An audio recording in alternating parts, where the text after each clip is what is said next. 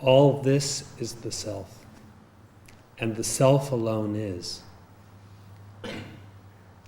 In the Upanishads, we meet with the aphorisms, all this is indeed or truly Brahman, and Brahman alone is.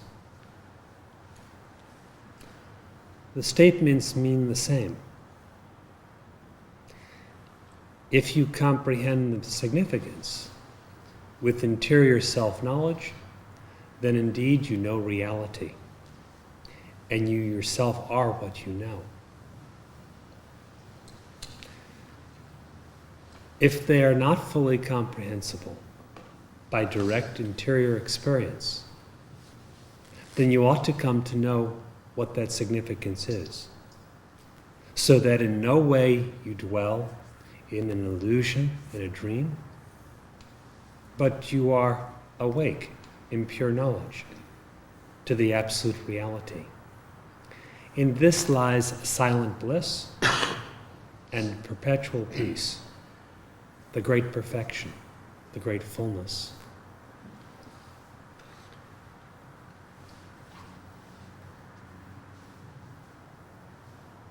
A question was put to the Maharshi. We were reading that question just Friday night. The question was,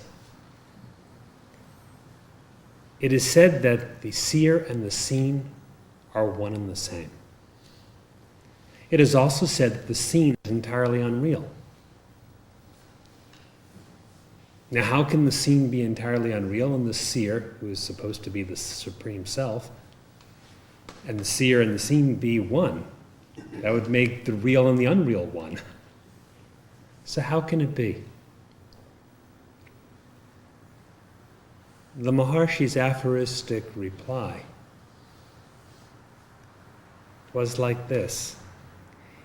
He first said, what is meant is the seen, regarded as independent from or separate from the seer, the self, is unreal.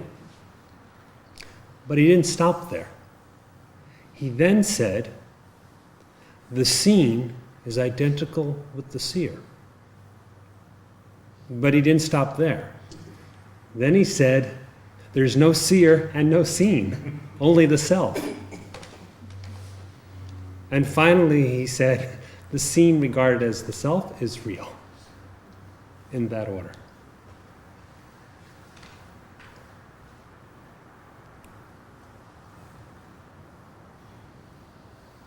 The seen should not be regarded as independent from the real self. That's the first statement.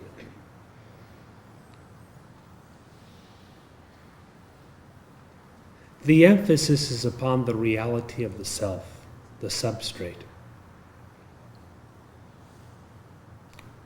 What is meant by the seen is all objective experience, from subtlest thought, even the notion I, down to formed sense perceptions constituting the world.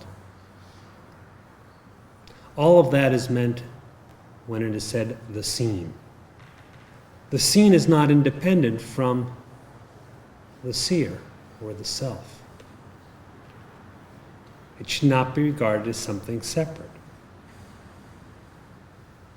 Everything experienced, then, ought to be seen like clouds in the sky. They appear in the sky, they are sustained in the sky, they dissolve back into the sky. Likewise is it with all experience. In the Upanishads it is said that Brahman is all of the mind, Brahman is all of the prana, Brahman is all of the speech, Brahman is all of the action. It is a vast view.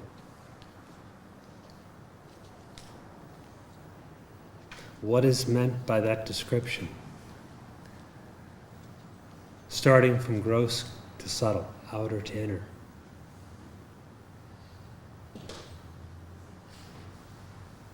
All that you've done all that you might do in the future, all the experience that's consequent on all you have done and all that you might do.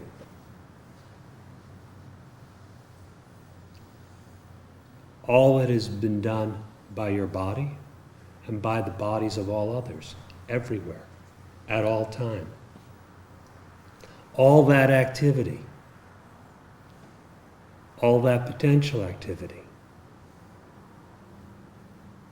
does not exist apart from Brahman, the vast absolute, the real self. Yet it is said in the same scriptures and in the Gita that one who knows the self ceases to regard what he has done and is no longer concerned with what he will do. Why is this? It's because he knows the reality, which is vaster than even that vast scope of activity. Likewise is it for speech. By speech is meant the manner of communication, primarily verbal, but otherwise as well.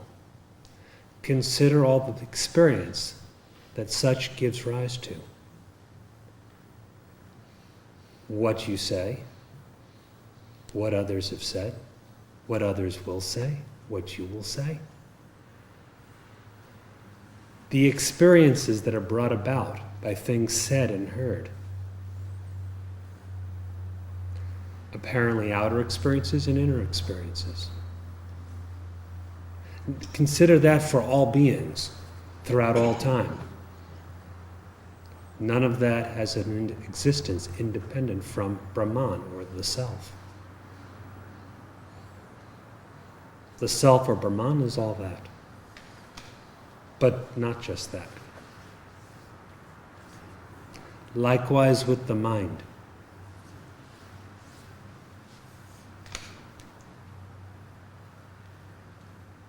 What has your mind thought? How many thoughts? Of what kind? Of what variety? What can your mind think of in the future? What does it think of now?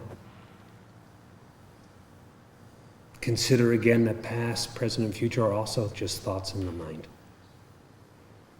All of time is only in the mind. Consider the minds of all beings. All of that, in whatever permutations it appears in. All of that does not have an existence independent from the self. That self is Brahman, or the vast absolute. Nothing has an existence independent from the self. All of this are like, well, it's like clouds in the sky again. It appears in it, has its existence in it, is dissolved into it. It, the self, is the abiding reality. To know that reality, you know yourself. Hence the importance of inquiring as to who am I. For anything regarded as independent from or separate from the self is unreal, the Maharshi said. If you want to know reality, you must know that upon which everything depends, apart from which nothing is. That is no mere body. That is no mere individualized mind. That is no mere ego entity, the illusion of a separated individuality. That is the vast absolute.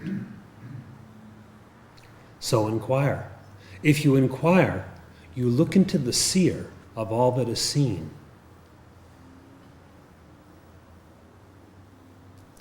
Between the poles of I and this, all duality, all illusion, plays out. To put an end to illusion This is merged in I, for this always depends on I, having no existence apart from it. And therefore you inquire to find out the nature of the I. Who am I?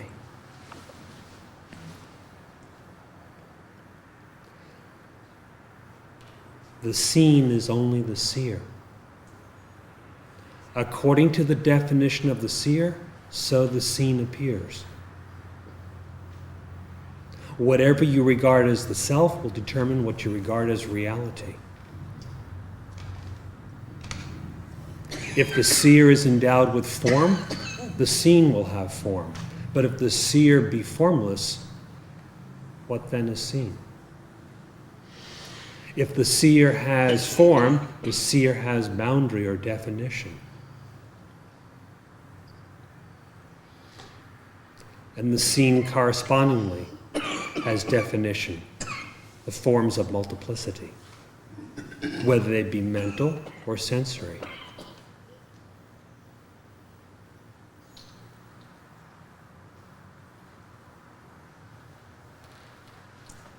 If the seer has no boundary, the seer is infinite, with no inside and no outside.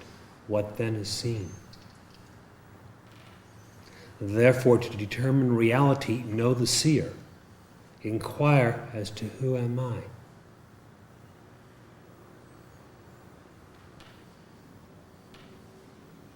Even if this, in one's mind, is regarded as God, one is contemplating the Absolute. As the Maharshi points out, to contemplate God, the seen, without knowing the seer, is only a mental image. To know God, to realize the Absolute, you must know yourself.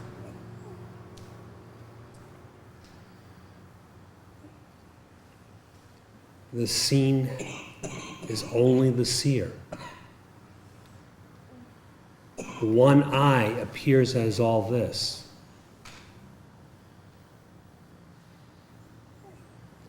Inquire to know what that I is, in its formless nature, in its boundaryless nature, in its bodiless nature, in its nature of no mind, in its egoless nature.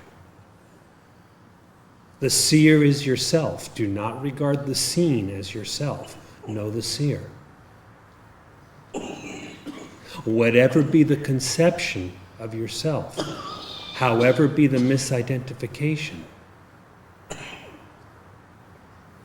that's only the seen,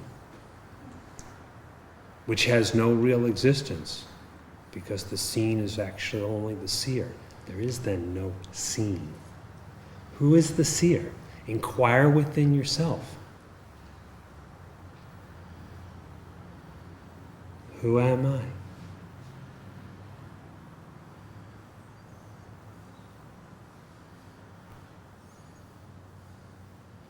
If you yourself have no form, neither body nor mind, if you yourself have not been born, then the birthless, the uncreated self is what is existent. To understand what's being imparted, inquire within yourself as to who am I? Inquire into your essential existence. Not the hallucination of form, but your actual being. Not some mere imagination or conjuring within your mind, but your actual consciousness. Who am I?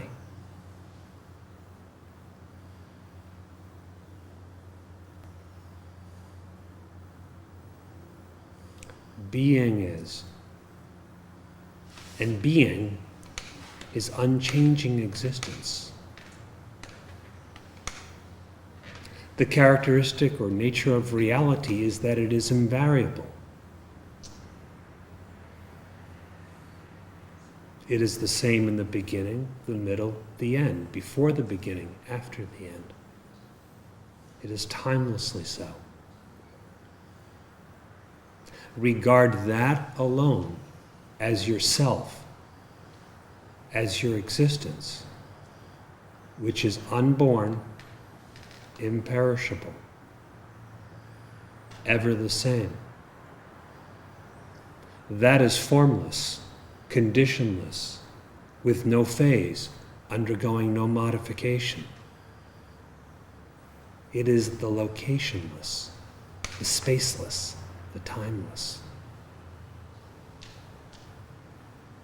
This self alone is. There is no seer or seen, no I or this. When you dream of I, you will dream of this. Inquiring the this, the I, the one who dreams of such, are found to be non-existent. One reality alone is. That reality should be rightly regarded as the self, and it is that which is called Brahman.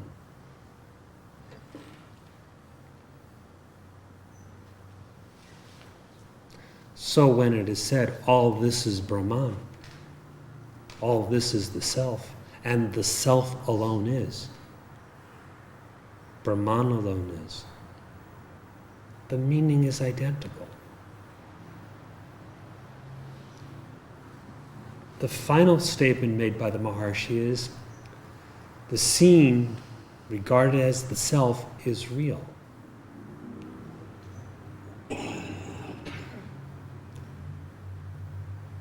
The seen, regarded as the self, means the self alone is.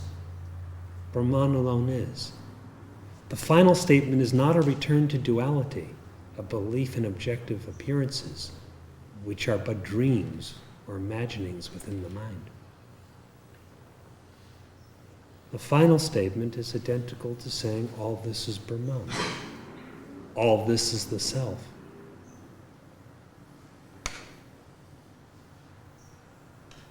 That which you are is the self.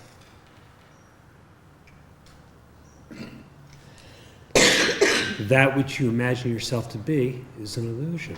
But the illusion can have no existence apart from the self. So that which you imagine yourself to be is also the self. Yet the self has no potential, even no seed of imagination.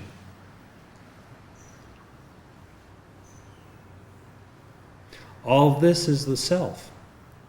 Yet there is no all this. There is just the self.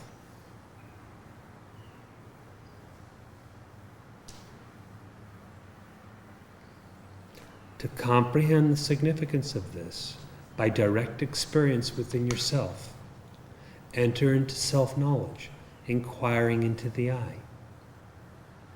As long as you mistake yourself to be a body, as long as you misidentify with the body,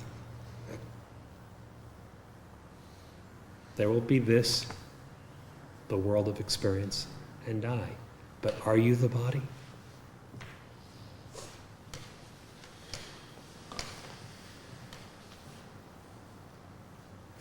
As long as a mind is taken to be existent, you believe in the reality of thought. There will be I in this. Are you the mind? Again and again, deeply inquire within yourself, who am I?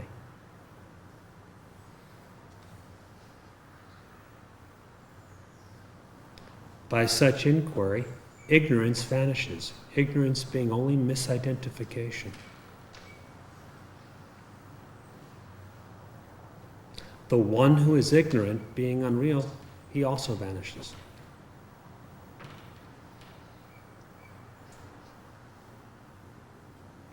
What remains? That which has been existing the entire time. Just the indivisible, non-dual self. What then are you? Aham Brahmasmi, I am Brahman. What about all this? All this is Brahman.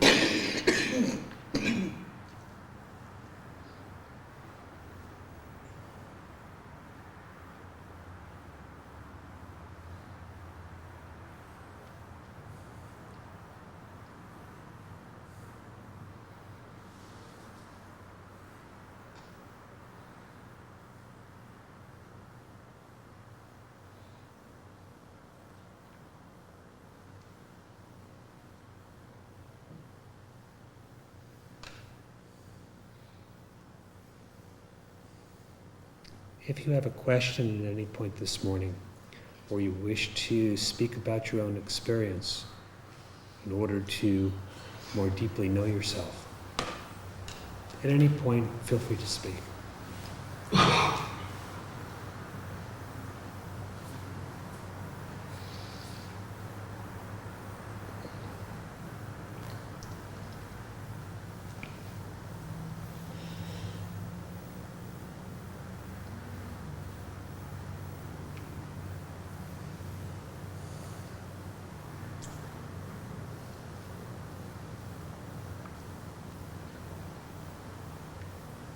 Please. Can you talk a little more about self-inquiry? What do you want to know? Well, the way I understand it is you ask a question to yourself, like who is seeing or who is the seer, then the answer should come from within as me. And then the self-inquiry turns on who am I, Is that correct? Yes, the direction is correct. The inquiry itself is the introversion of mind, the introspection, to determine one's own actual nature. Summed up in the Maharshi's instruction, which is what you've just reiterated as, who am I? Or if there be some thought or some sensation, for whom is this? Who am I? The answer has to come from within because the answer is the nature of the inquirer, and there cannot be another answer. The answer comes from the right side of the chest. Is that correct? What is aware of the right side of the chest? If you ask who is the seer, then the answer would come as me, Ego answering the question, me. All right. That me rises from the right side of the chest. What is it in you that's aware of both the me and the right side of the chest? Still the ego is alive, so I'm aware of the right and left yet. All right, yes. So the thing to do is to trace out that awareness. What is it that knows? Trace out the knowing principle. If you feel there is the ego, there is the right side of the chest, these are still within the domain of things known. Yeah. Who is the knower? He's not right or left, and he's not an ego. Who is the knower? That is what is to be known. But that awareness of that comes after the question is asked, who am I? That's when the mind is supposed to turn from duality to or perception of objects to this eternal subject. That is so. The answer comes when the mind turns from duality to non-duality, from the object to the subject, from the known, all that is known, to the knower. Now, what other methods do you recommend? Is just continuing without thoughts a good idea? Or who am I a good idea? Or Who am I is the supreme remedy for the entire samsara. All other methods that it might be employed will only lead one to that. Who am I is not so much indicative of those words, who am I? As the Maharshi has said, it's enough to put the question once and then follow the significance, or follow the meaning of that question inside. Anything else will be beneficial, that helps to turn the mind inward, will be beneficial, but it leads to that inquiry, that knowing of oneself. Let us say the mind is kept free from thoughts.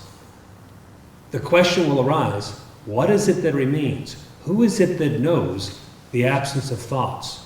Whoever it is who knows the absence of thoughts, he is neither a thought, nor is he a blank state or a state of no thought, but something utterly transcendent, and that is full freedom from thought.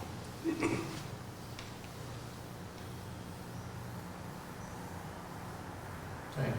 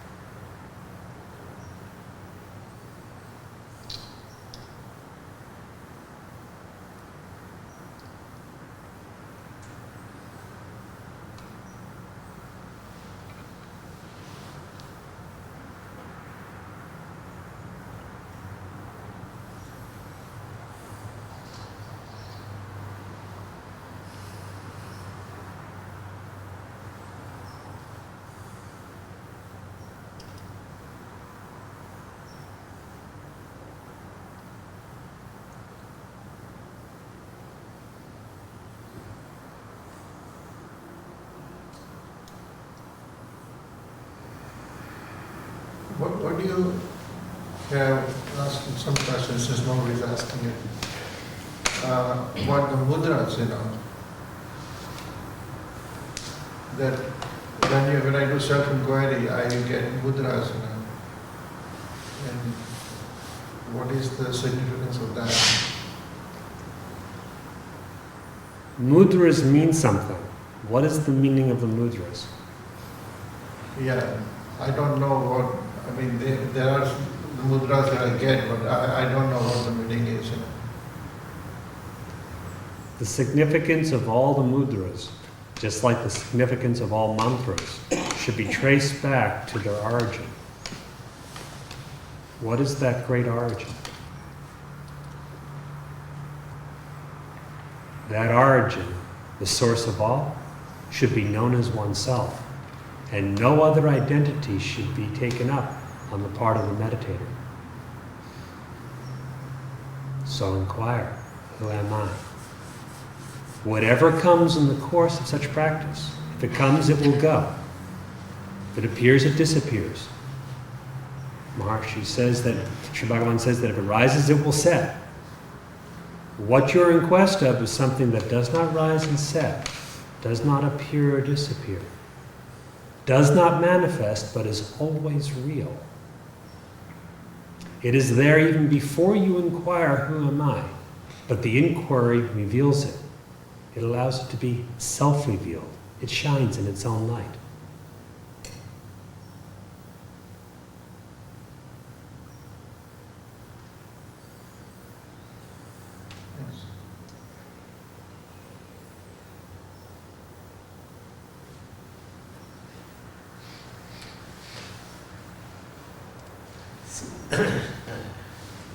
What you were talking about today from the Maharshi reading, it seems like each step, even the first one, but each step kind of progresses rather rapidly to the absolute. The very first one, basically that the objects are unreal.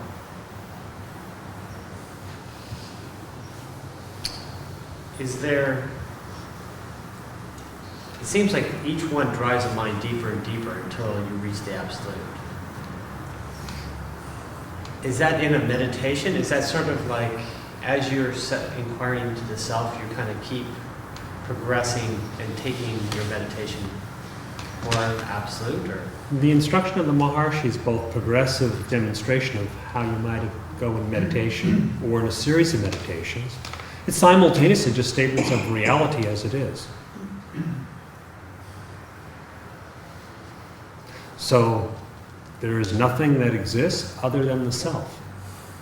You may understand this like the clouds in the sky.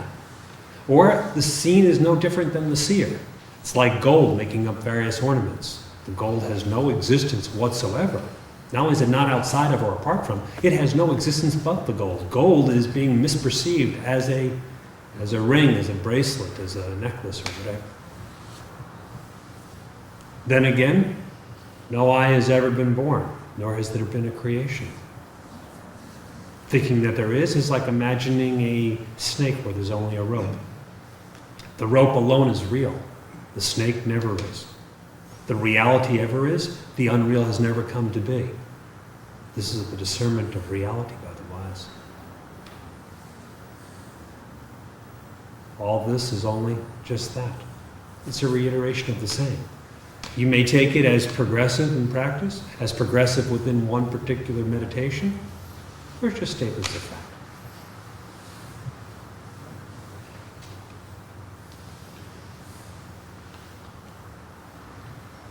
Well, it seems interesting though that, because you can meditate on how this is all unreal. Mm-hmm. But it was interesting. How unreal is it?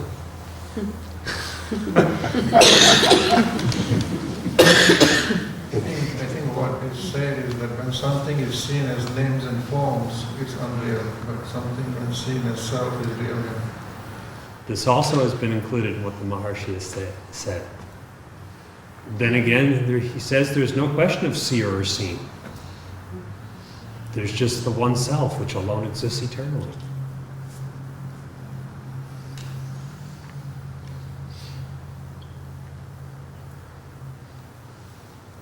So if you take those statements as statements of degrees of unreality, just how unreal is something that's unreal? Or positively, in terms of the inquiry, how real is the self?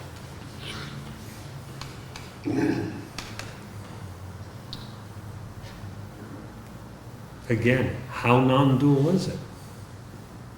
The self is declared to be non-dual. Just how non-dual is it? Is it non-dual but with some qualifications? There's something else appearing in it, or it appears as something, even to the extent of illusion?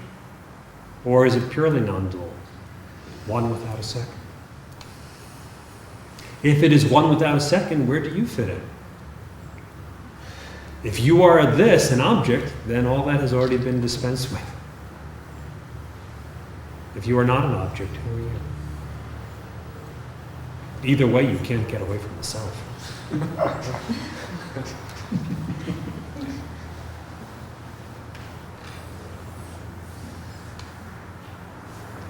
One without a second fits in with Om Brahmasmi.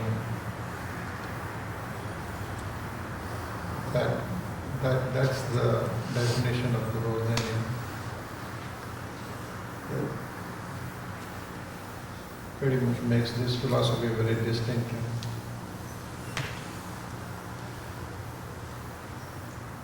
Some say it makes it distinct. I have not studied all the various philosophies.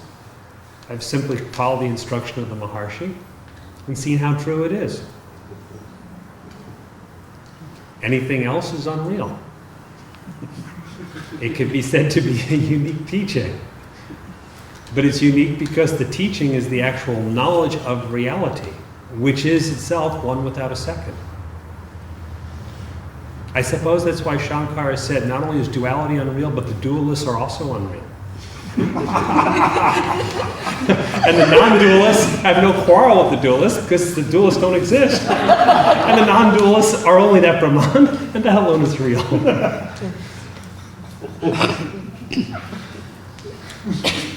Nevertheless, I regard the Maharshi's instructions as supreme because they undoubtedly put to an end all of the imagined bondage.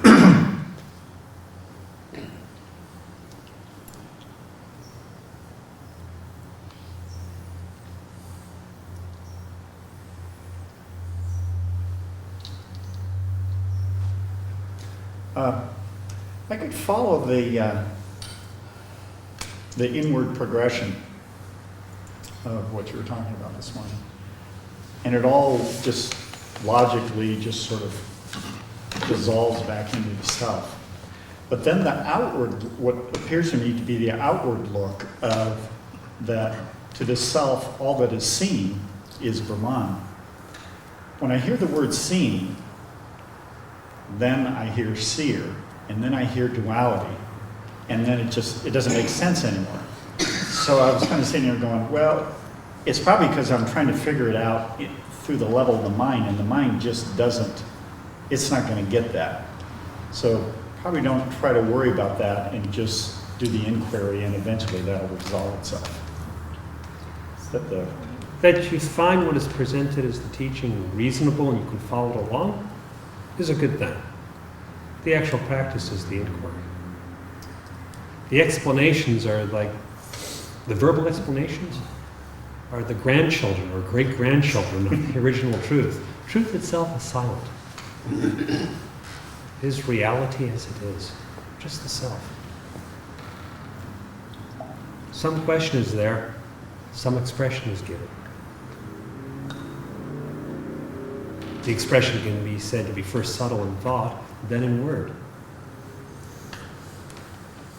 Listening to those words, you will create a thought. That thought should be turned inward, that mind should be turned inward to get to the meaning of what was said. To get to the meaning, you have to know who you are. But all the words and thoughts turn back. They can't grasp that. Now, where words and thoughts turn back, the ungraspable, within yourself, there's no duality. No one has been instructing, no one has been instructed. Seer and seen are identical there.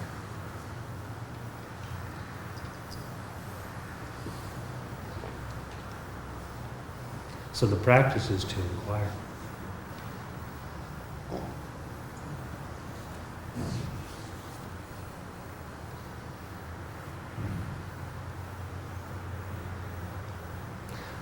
Inquiring into yourself, what do you see?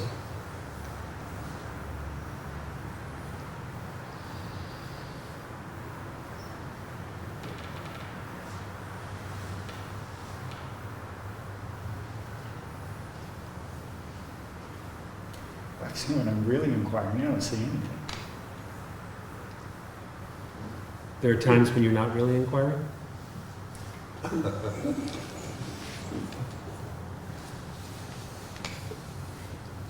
think I lost you. Well, you said when you are really inquiring, you see accordingly, which implies that there are times when you're not really inquiring. Oh, certainly.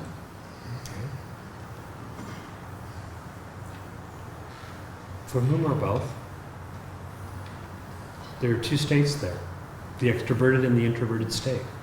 Agreed, the extroverted state is delusive. The introverted state leads to knowledge, real wisdom. The introverted state leads to the inquiry as to who has both states.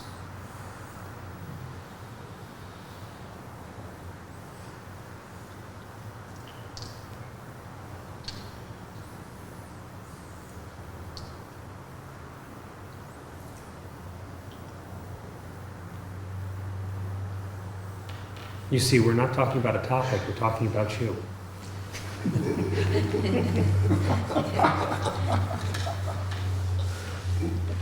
I'm starting to get it.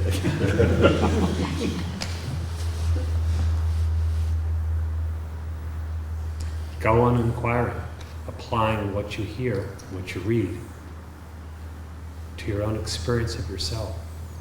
And wherever there is a contrast, inquire. So if it is said, the self that you are is not a body, yet you may feel at times as if embodied, either a body or embodied, encased within a body, or that you possess a body. Inquire. Who am I?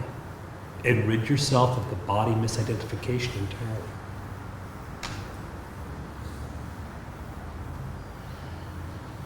Do the same with every other misidentification, so that you remain only with that which is actually I.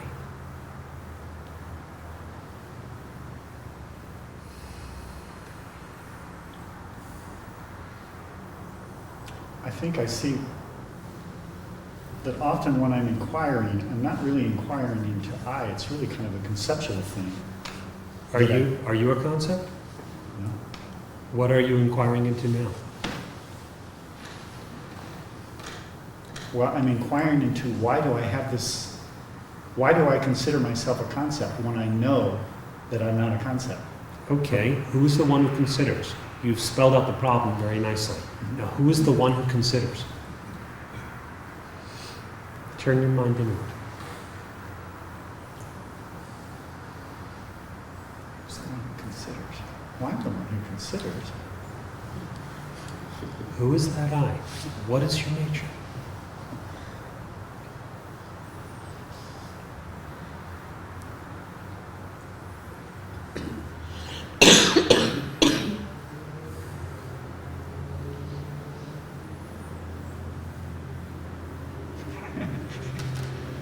As soon as I kind of let go of it, then there is really, it's almost like the inquiry almost, it's not like it stopped, but it sort of resolves itself. Is that going in the right direction? I mean, it resolves itself in that the sort of the confusion goes away and who I am gets clear for a moment. The cloudy and clear states are for you. Who is that you? You're trying to look at the inquiry, but the inquiry is non-objective. Okay, now you say The only thing you can measure with the intellect are the phantom images of what the inquiry and what yourself are not.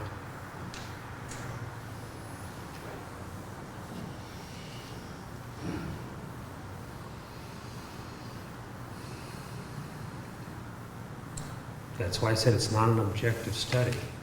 The superficial understanding of non-objective study would be apparent to everyone here.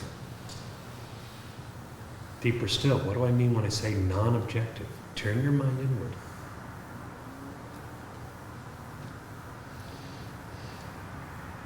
Do not think about the inquiry, inquire. Do not think about the I, know what the I is.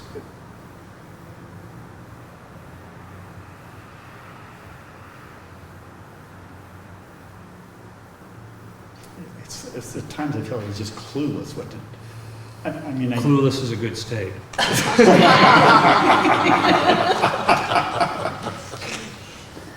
It just okay. Where your mind ceases to have an idea about yourself, that's a good state. From that state, inquire. And it's off the mental level. In one sense, you are clueless. In another sense, you have the most important clue. Your undoubted existence. Even when you say, I'm clueless, you know that you are there to perceive the clueless state. Mm-hmm. You never doubt your own existence. You have existence and intuitive knowledge of that existence. You don't know about it. The knowing and the existence are identical. Being and consciousness are the same. Now that is the end, as also the means, which is a resolution of the mind into its source. As the end, it's just the reality itself.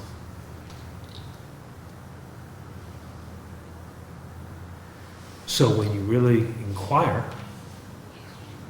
and you do not come up with a thought, that's fine. Now we don't keep our focus on the thoughts, whether they're there or not. We want to keep the focus on I. Who am I?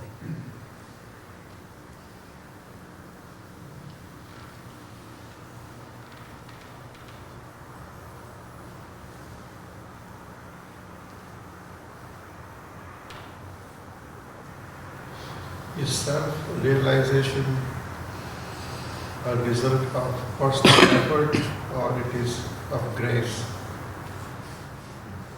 Self-realization is the state of that itself. So truly speaking, it's not a result of anything.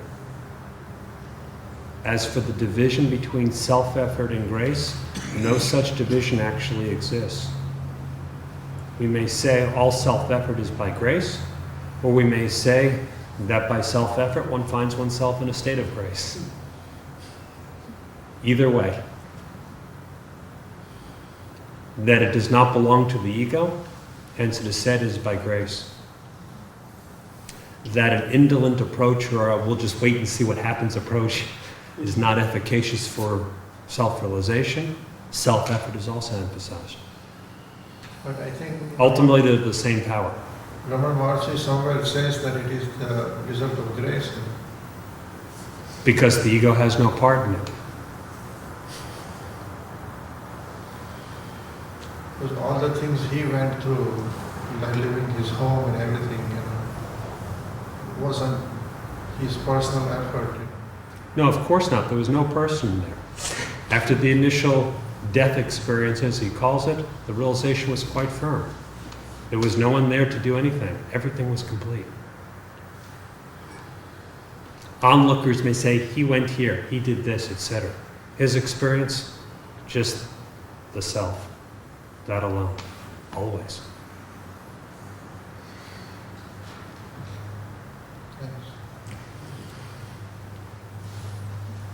As always, this wonderful satsang doesn't so much shed a new light, but I am often benefited by a different emphasis. And when I think of seeking and looking within and turning into the self as if behind or within delusion, in comparison, the wonderful encouragement I hear today is as if the self is hiding in plain sight. It's not hidden at all. So it's more like the cessation of the needless and the unnecessary misidentification. And it's just a wonderful grace, a wonderful emphasis.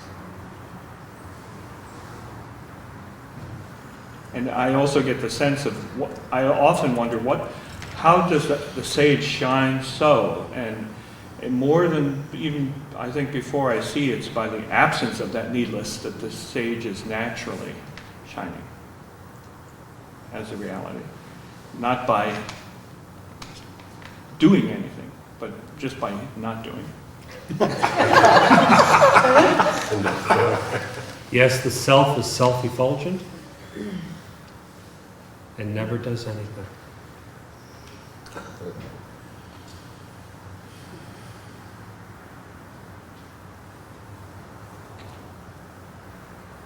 Now, when you perceive that, what in you perceives it?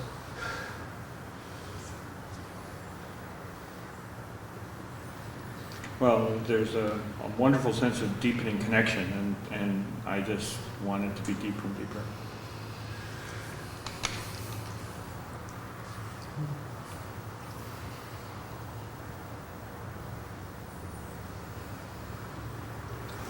It seems to me that the Lucifer thought of all thoughts is the assumption of the subjective I. And inquiry simply reveals its absence.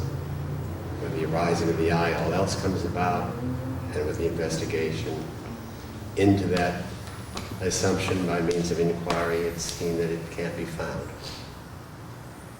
In that instant, there is the clarity that what is found has been there all the time. Whether that's called Brahman, or whether that's called the true I or the self, it's one alone that exists. Nothing else has any knowing principle, or has any possibility of having any knowing principle.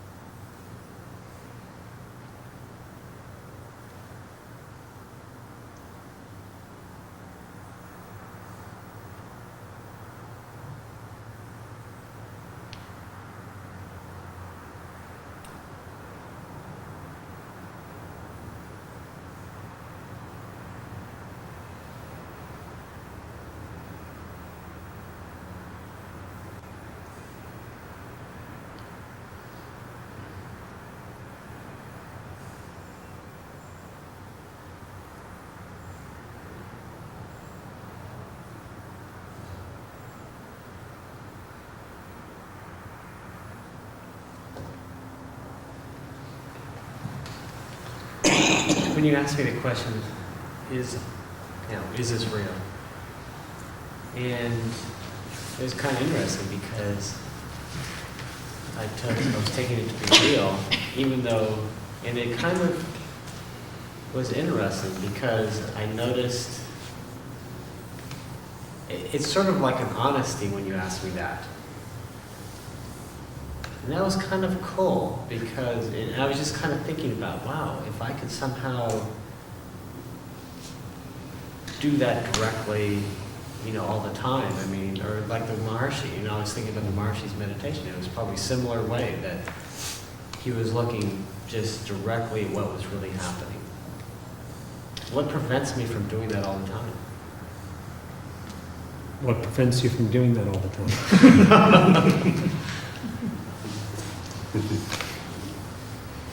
If, as the Maharshi states, you can continuously inquire as to what the self is, that in itself will be sufficient for all spiritual practice.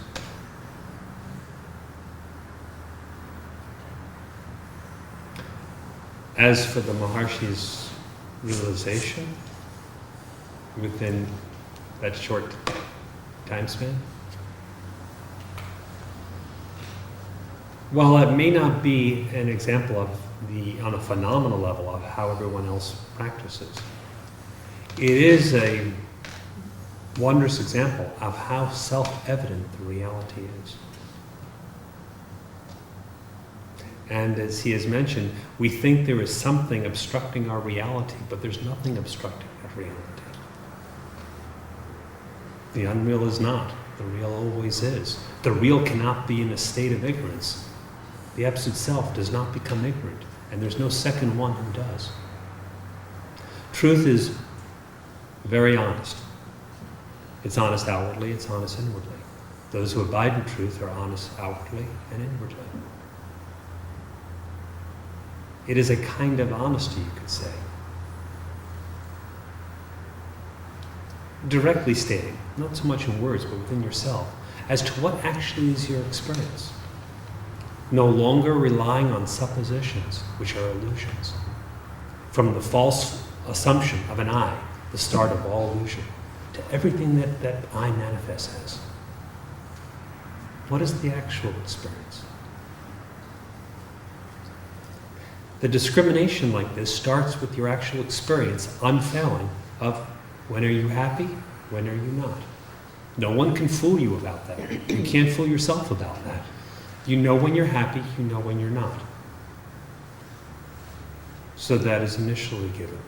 What is the source of happiness? That turns the mind inward and obliterates worldly attachment. Then, who am I? The happiness is within. The within is your innermost consciousness or existence. So what is that?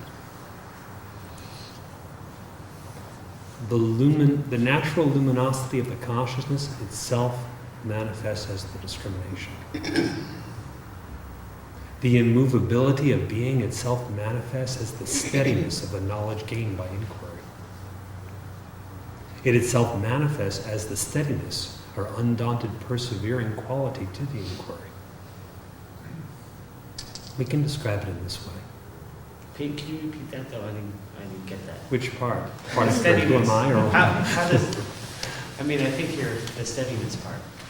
the steadiness actually of knowledge derives from the absolute or invariable nature of being. And that manifests in practice as an undaunted perseverance in the inquiry, adhering to the inquiry and not relinquishing it.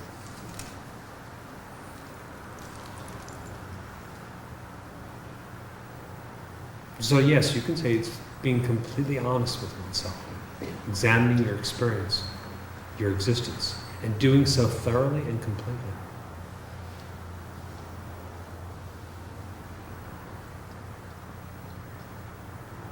So then what do you take yourself to be?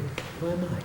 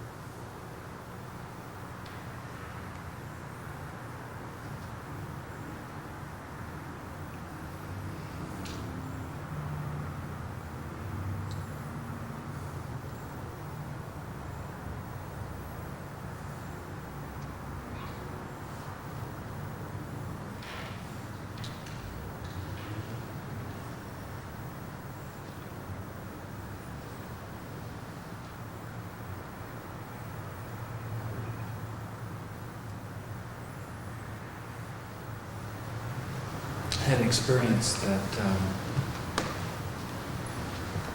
that my awareness must be absorbed in something. And I get to choose what that is.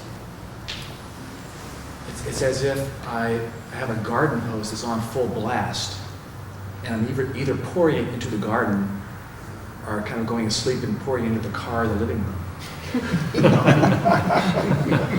So it's like when the living room starts, when the water starts rising in the living room, I notice that, oh, something's wrong here. So that I can take it out of the window, put it back in the garden.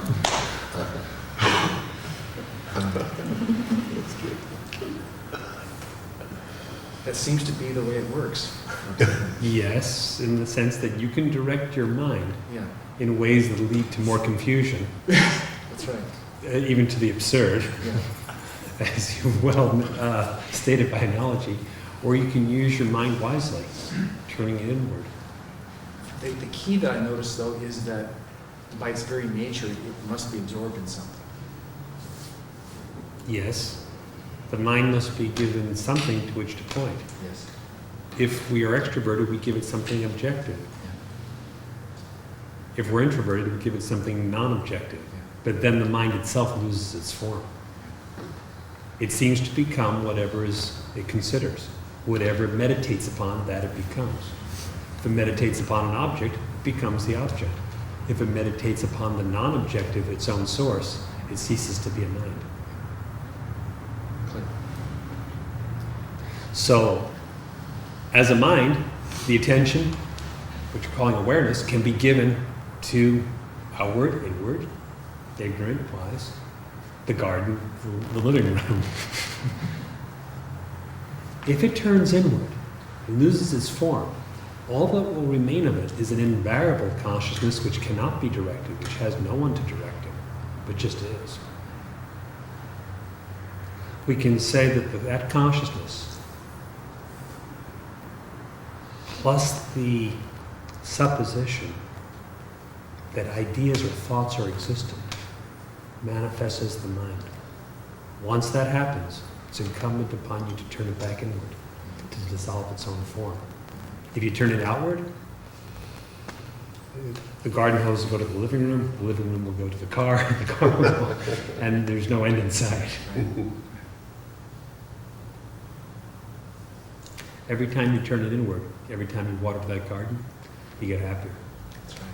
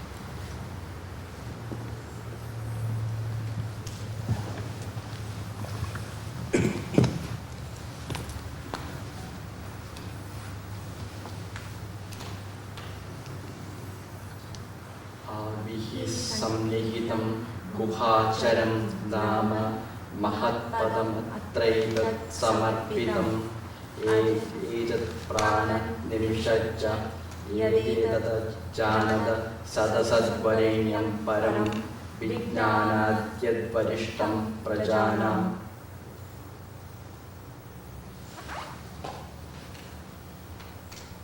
It is self-effulgent, well-seated, and well known as moving in the heart. And it is the great goal. On it are fixed all these that move, breathe, and wink or do not wink. Know this one that comprises the gross and the subtle, to be beyond the ordinary knowledge of creatures, and it is the eligible and the highest of all.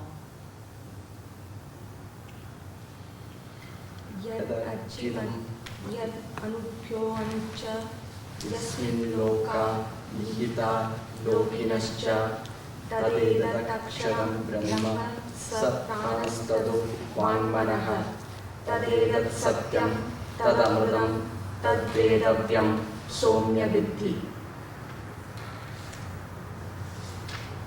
That which is bright and subtler than the subtle, and that on which are fixed all the worlds, as well as the dwellers of the worlds, is this immutable Brahman.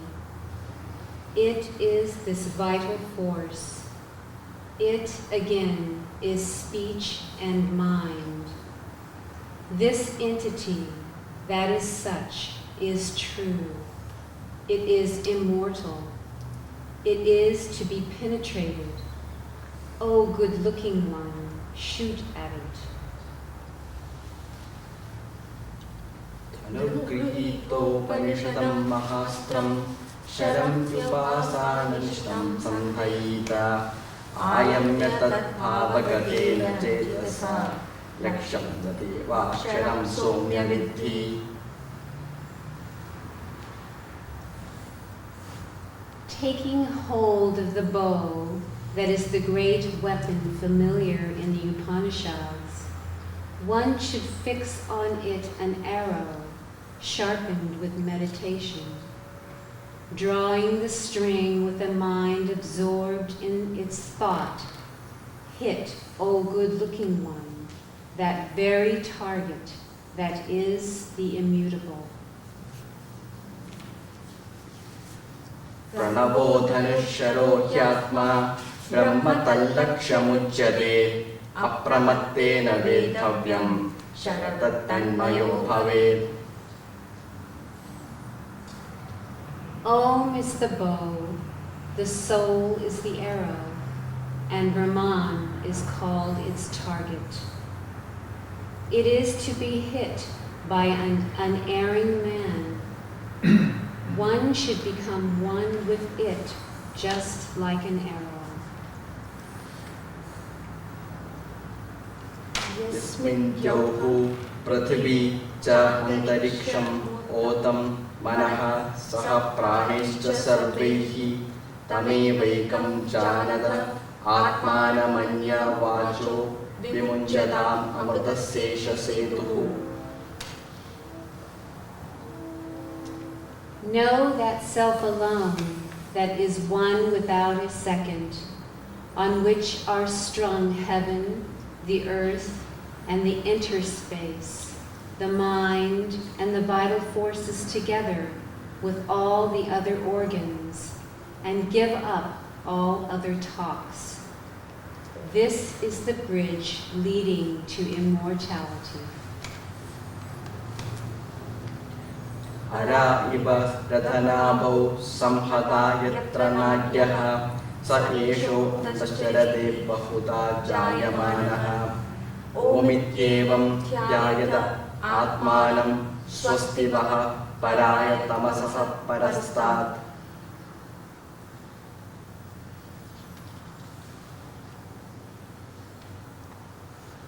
Within that heart in which are fixed the nerves like the spokes on the hub of a chariot wheel, moves this aforesaid self by becoming multiformed. Meditate on the self thus with the help of Om. May you be free from hindrances in going to the other shore beyond darkness.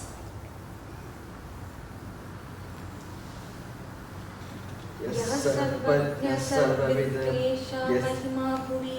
divye brahmapure yesha yomanyatma pratishtitaha manomaya prana sharira neta pratishtitone hridayam sannidhaya tadvijnanena paripashyan vidhira anandarupamamritam yadvibhati.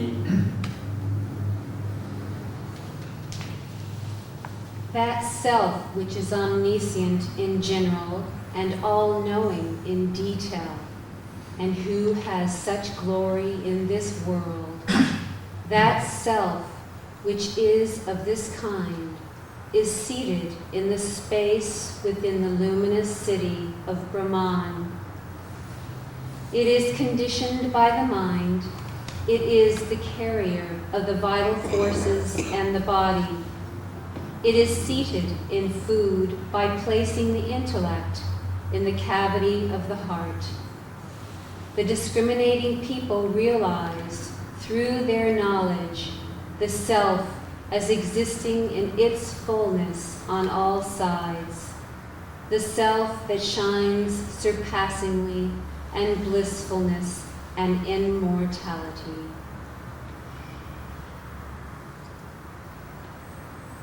Vidyade hridaya gradhi chidyante sarva samshayaha Shriyante chasya karmani tasmin drashte paravare.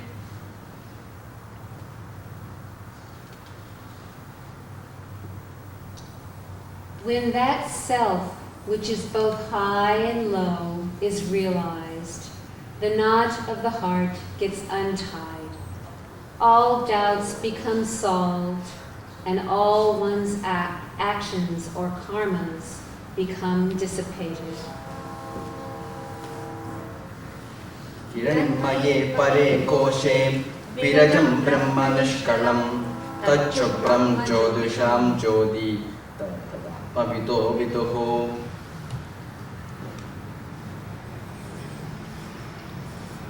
In the supreme bright sheath is Brahman, free from taints and without parts. It is pure and is the light of lights. It is that which the knowers of the self realize. Na tatra suryo bhati na chandra tarakam nema vidyudo bhanti kuto yamagnihi tameva bhantamarvati sarvam tasya bhasa sarvamidam vibhati. There the sun does not shine, nor the moon or the stars, nor do these flashes of lightning shine there. How can this fire do so? Everything shines according as he does so. By his light, all this shines diversely.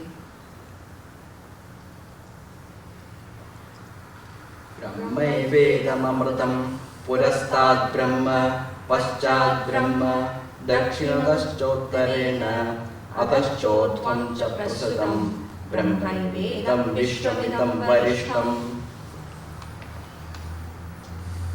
All this that is in front is but Brahman, the immortal. Brahman is on the right as well as on the left. Above and below too is extended Brahman alone. This world is nothing but Brahman, the highest.